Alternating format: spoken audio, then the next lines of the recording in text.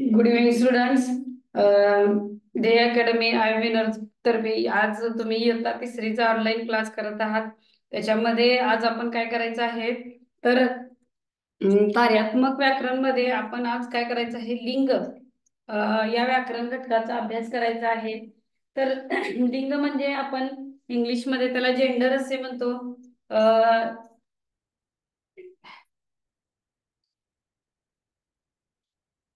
तर आज इयत्ता तिसरीचा आपला ऑनलाईन क्लास मराठीचा आहे. तर पहिल्यांदा आपण लिंग म्हणजे काय हे आपण काय करायचं आहे, शिकायचं आहे. बऱ्याच मुलांना इयत्ता दुसरीला सुद्धा आपल्याला लिंग या व्याकरणाचा काय झालेला आहे, अभ्यास झालेला आहे. आपण काय करायचं आहे, याच्यामध्ये विविध उदाहरणं देऊन आपण त्याचा परत अभ्यास करायचा आहे. आपण नाम, सर्वनाम, विशेषण, क्रियापद शिकलोच आहोत. विशेषण आता पहिल्यांदा एक थोडस रिव्हिजन म्हणून काय करायचं आहे, विशेषण म्हणजे काय हे बघूया. विशेषण म्हणजे काय, तर एखाद्या शब्दाबद्दल विशेष माहिती सांगणाऱ्या शब्दाला आपण विशेषण असे म्हणतो. आता विशेष माहिती सांगणारा शब्द म्हणजे काय, तर शीतल. शीतल सुरात गाते. शीतल सुरात गाते. याच्यामध्ये शीतल नामाबद्दल विशेष माहिती काय सांगितलेली आहे, दिलेल्या वाक्यामध्ये नाम कोणतं आहे, तर दिलेल्या वाक्यामध्ये नाम आहे शीतल आणि गाते हे काय आहे, तर क्रियापद आहे. त्याच्यानंतर सुरात. सुरात म्हणजे काय, तर तालात. म्हणजे त्या गाण्याबद्दल किंवा शीतल कशी गाते, तर सुरात तालात गाते. म्हणून इथं विशेषण कोणतं येत आहे, तर सुरात येत आहे. आणि गाते काय येत आहे, तर क्रियापद येत आहे. आणि शीतल हे त्याच्यामध्ये आलेलं नाम आहे. तिला बघा, तिला रांगोळी काढायला आवडते.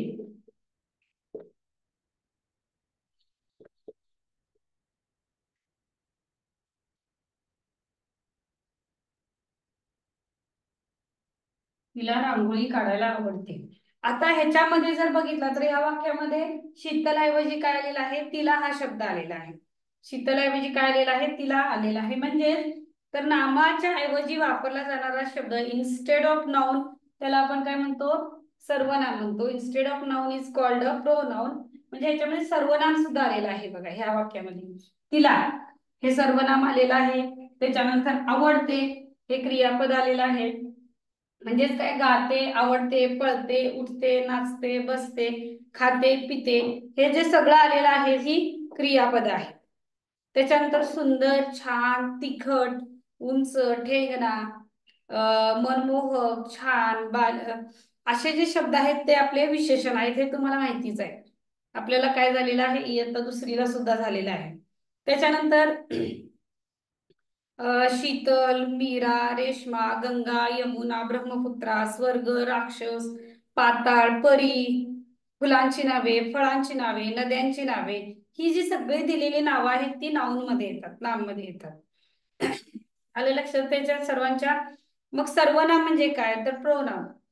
तुम्ही, आम्ही, आपण, तू, त्याला, कोण, ही जी आहेत ती सर्वनाम आहे. आता हे आपण काय केलं होतं, बघितलंच होतं, शिकलेलो आहोतच. आता आपण काय बघायचं आहे, त्याच्यानंतरचा पुढचा जो घटक आहे तो आहे काय, तर जेंडर, लिंग. हा घटक आज आपण बघायचा आहे.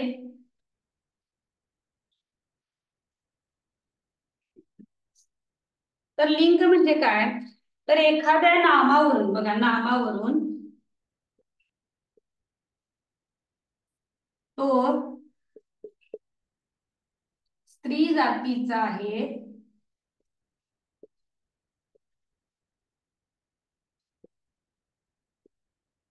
की पुरुष जातीचा आहे,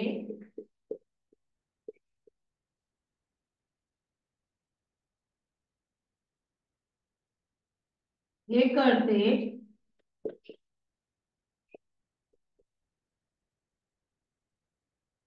त्याला नाम म्हणतात. एखाद्या नामावरून तो किंवा ती स्त्री जातीचा आहे किंवा पुरुष जातीचा आहे हे आपल्याला कळते. त्याला आपण काय म्हणतो, नाम लिंग असे म्हणतो, जेंडर. मग त्याच्यामध्ये दोन प्रकार पडतात, लिंगाचे एकूण दोन प्रकार पडतात लिंगचे. त्याच्यामध्ये पहिला प्रकार पुल्लिंगी, तीन प्रकार पडतात, पुल्लिंगी, स्त्रीलिंगी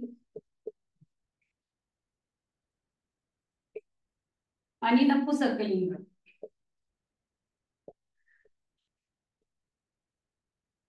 असे लिंगचे दोन प्रकार, तीन प्रकार पडतात. याच्यामध्ये स्त्रीलिंग, पुल्लिंग आणि नपुंसकलिंग असे तीन प्रकार पडतात. मग आपल्याला ते कसं ओळखायचं, दिलेल्या नावावरून ते स्त्री जातीचं आहे की पुरुष जातीचं आहे हे आपल्याला ओळखायचं कसं? तर बघा, गुरुजी म्हणाले पाढे पाठ करा. गुरुजी म्हणाले पाढे पाठ करा. त्याच्यानंतर बघा, रितेश क्रिकेट खेळतो.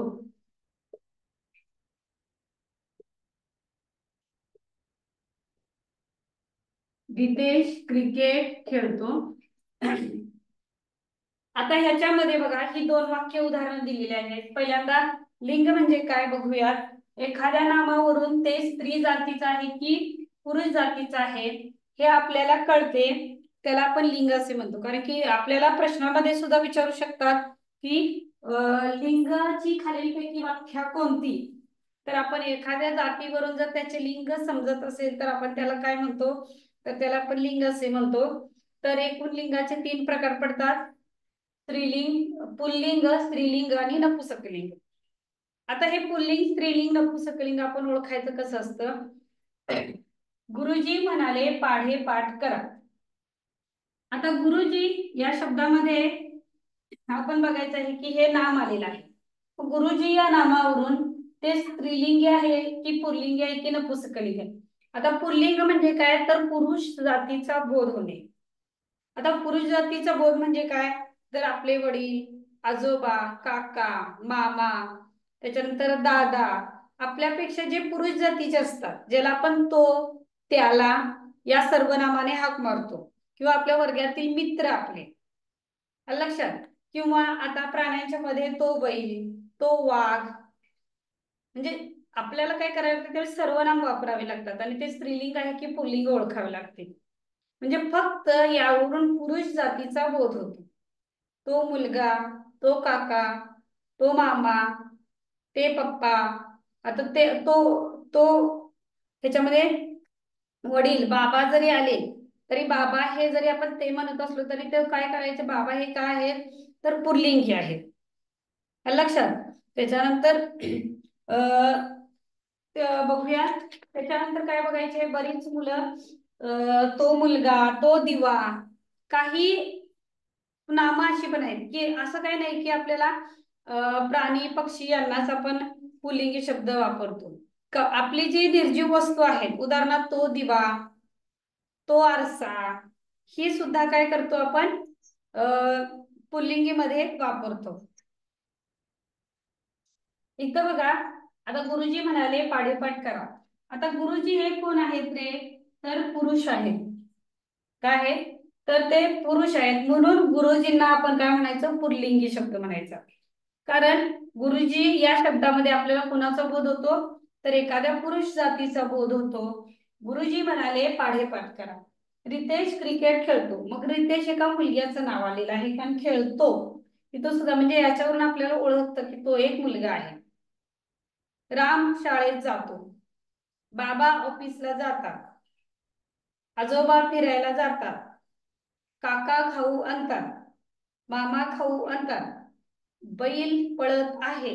मग त्या नामाला आपण काय करायचं, तो हे सर्वनाम वापरून बघायचं, तो बैल, होय की नाही. आता निर्जीव सर्वनाम कोणती, निर्जीव पुल्लिंगी कोणकोणती आहे, तो बैल, तो बैल हे आपलं सजीव झालं.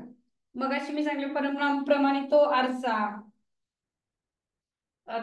अशा प्रकारे आपण काय करतो, तो आरसा, हे जे असते म्हणजे निर्जीव वस्तूंमध्ये सुद्धा कधी कधी आपण तो वापरतो शब्द, तेव्हा सुद्धा त्याच्यामध्ये काय होतं, पुल्लिंगी या जातीचा बोध होतो.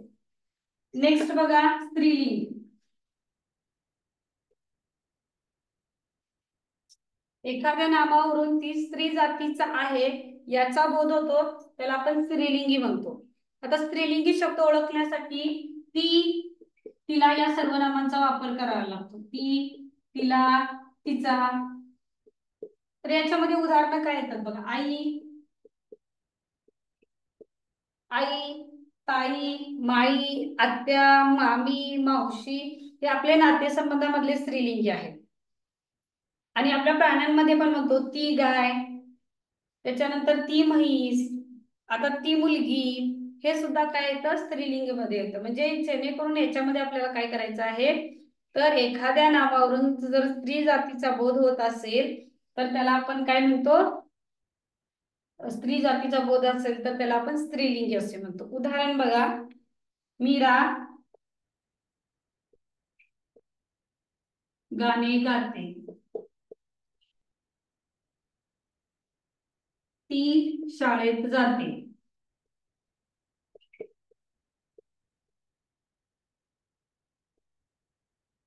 आई जेवण करते,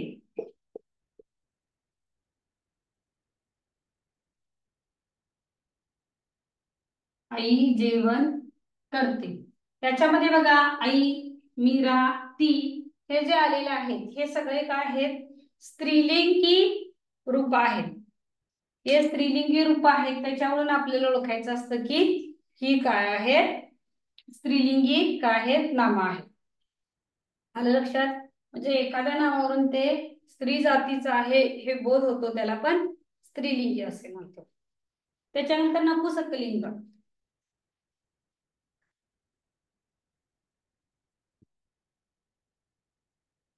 एखाद्या नावावरून ते स्त्री जातीचं की नाही आणि पुरुष जातीचं सुद्धा नाही हे ज्यावरून कळतं त्याला आपण नपुंसकलिंग असे म्हणतो. स्त्री जातीचं नाही किंवा पुरुषी जातीचे नाही, स्त्री किंवा पुरुष जातीचे नाही, त्याला आपण नपुंसकलिंग असं म्हणतो. आता स्त्री पण जातीचं नाही किंवा पुरुष जातीचं नाही, उदाहरणार्थ आपल्याला काय बघायचं आहे बघा, ते कसं ओळखायचं, तर त्याला ते हे सर्वनाम वापरतात. त्याला काय वापरतात, ते हे सर्वनाम वापरतात. ह्याच्यामध्ये आता एक उदाहरण देतो बघा. एक छोटं बाळ असतं, ते बाळ मुलगा आहे का मुलगी हे आपल्याला समजत नाही. अशा वेळेला आपण काय करतो, ते बाळ म्हणतो. बाळ किती क्यूट आहे म्हणतो, ते बाळ. मग अशा वेळी ज्या शब्दांना आपण ते हे सर्वनाम वापरतो त्याला आपण काय म्हणायचो, नपुंसकलिंग म्हणायचो. उदाहरणार्थ ते बाळ, ते मूल, ते वासरू,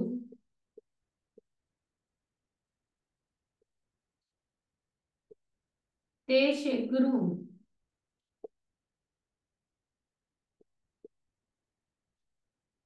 ते चिंगरू,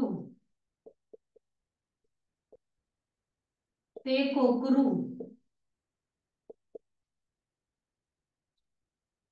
अशा प्रकारे बरीच उदाहरणं आपण काय करू शकतो, नपुंसकलिंग मध्ये लिहू शकतो. तर आपल्याला ती लिहावी लागतात. आलं लक्षात सगळ्यांच्या उदाहरणात, ते बाळ, ते मूल, ते शिंगरू, ते वासरू ही जी आहेत ही काय आहे, तर नपुंसकलिंगी उदाहरणे आहेत. आलं लक्षात. आता ह्याच्यामध्ये बघा ते ते आपल्याला काय करायचं आहे, दिलेल्या शब्दाला आपण हा शब्द वापरायचा आहे आणि त्याच्यावरून आपल्याला ओळखायचं आहे की ते स्त्रीलिंगी आहे, पुल्लिंगी आहे की नपुंसकलिंग आहे. आता ह्याच्यामध्ये निर्जीव वस्तू ज्या असतात त्याला सुद्धा आपण नपुंसकलिंग मध्ये ते कपाट, ती सायकल, ती सायकल म्हणजे स्त्रीलिंगी मध्ये आलं. ते पुस्तक नपुंसकलिंग मध्ये आलं. तो दिवा पुल्लिंगी मध्ये आलं. तो पडदा पुल्लिंगी मध्ये आला. ते बेडशीट नपुंसकलिंग मध्ये आलं. तो बॉक्स पुल्लिंगी मध्ये आला. आलं लक्षात. अशा प्रकारे आपण काय करायचंय, ओळखण्यासाठी तो, ती, ते या सर्वनामांचा उपयोग करायचा आहे सगळ्यात महत्वाचं. आणि त्याच्यावरून आपण काय करू शकतो की ते स्त्रीलिंगी आहे की पुल्लिंगी आहे की नपुंसकलिंग आहे हो ओळखू शकतो. आता इथं उदाहरण देणार आहे, त्याच्यामध्ये काही उदाहरणं देतो मी 4. तुम्ही त्याच्यामध्ये काय करायचं आहे, स्त्रीलिंग, पुल्लिंग आणि नपुंसकलिंग ओळखायचं आहे. कावळा, 2 नंबर आहे चिमणा, त्याच्यानंतर 3 नंबर आहे ससा, मुलगी, माळ, फूल,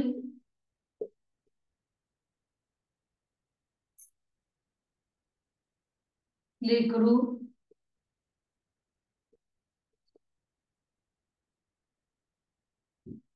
फोटो,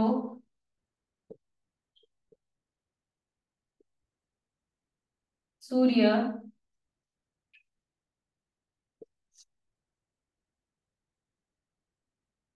पपई,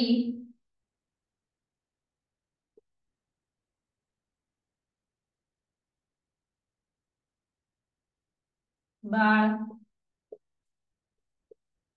अशा प्रकारे ही जी 11 उदाहरण दिलेली आहे ती तुम्ही 1-2 मिनिटं वाचून त्याच्यामध्ये स्त्रीलिंग, पुल्लिंग, नपुंसकलिंग यापैकी कोणतं सर्वनाम वापरून कोणत्या प्रकारात येतं ते तुम्ही ओळखायचं आहे. तुम्हाला 1-2 मिनिटं मी वेळ देणार आहे इथं, त्यानुसार तुम्ही ओळखू शकता.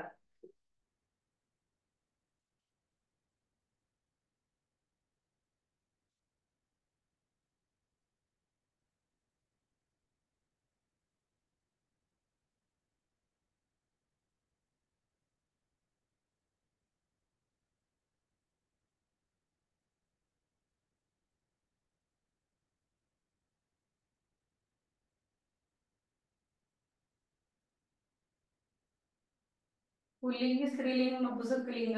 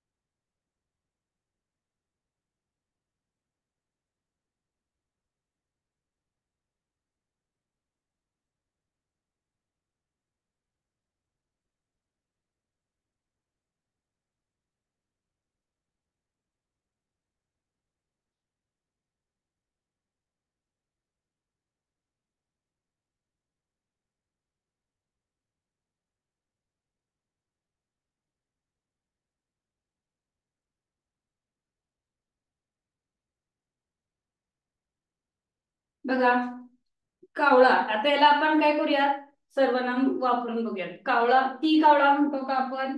नाही, तो कावळा म्हणतो.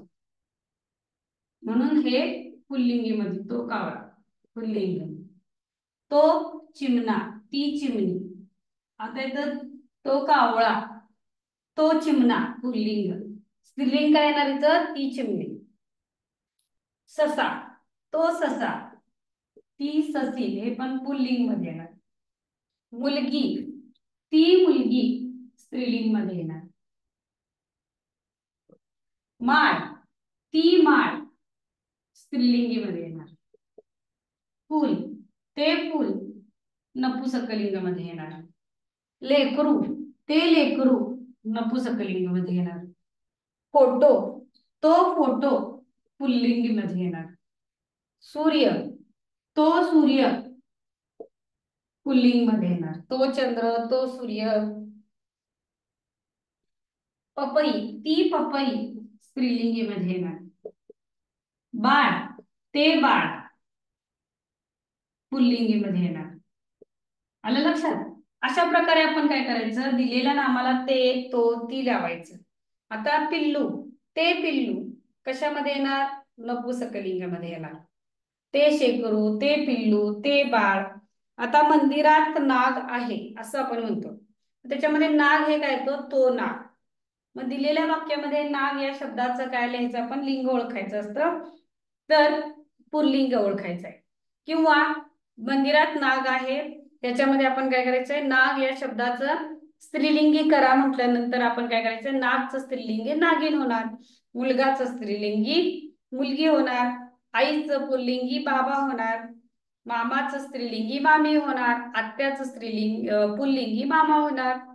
अशा प्रकारे आपण त्याच्यामध्ये काय करायचं आहे? तो रेडा, ती म्हैस, ती गाय, हे आपण काय करायचं? त्याच्यामध्ये पुल्लिंग स्त्रीलिंग करायचं आहे. तो मोर, ती लांडोर. मोराचं स्त्रीलिंगी काय तर लांडोर येतं. तो मोर, ती लांडोर. लक्षात? त्याच्यानंतर मुलगा स्त्रीलिंगी शब्द आपल्याला करायचा आहे किंवा विरुद्ध लिंगी शब्द आपण म्हणतात. मुलगा या शब्दाचा विरुद्ध लिंगी शब्द कोणता? मुलगा. मुलगा या शब्दाचा विरुद्ध लिंगी शब्द आहे मुलगी. काय आहे? मुलगा या शब्दाचा विरुद्ध लिंगी शब्द आहे मुलगी. देव या शब्दाचा विरुद्ध लिंगी शब्द आहे देवी. देव या शब्दाचा विरुद्ध लिंगी शब्द आहे देवी. घर, ते घर. आलं लक्षात आपल्या? अशा प्रकारे आपल्याला इयत्ता तिसरीच्या पुस्तकामध्ये लिंग हा घटक आहे, त्याच्यावरचे प्रश्न तुम्ही काय करायचे आहेत? एका वहीमध्ये तुम्हाला सांगितलेलं आहे की आयमिनच वही घालायची आहे आणि त्या वहीमध्ये तुम्ही काय करायचे आहे?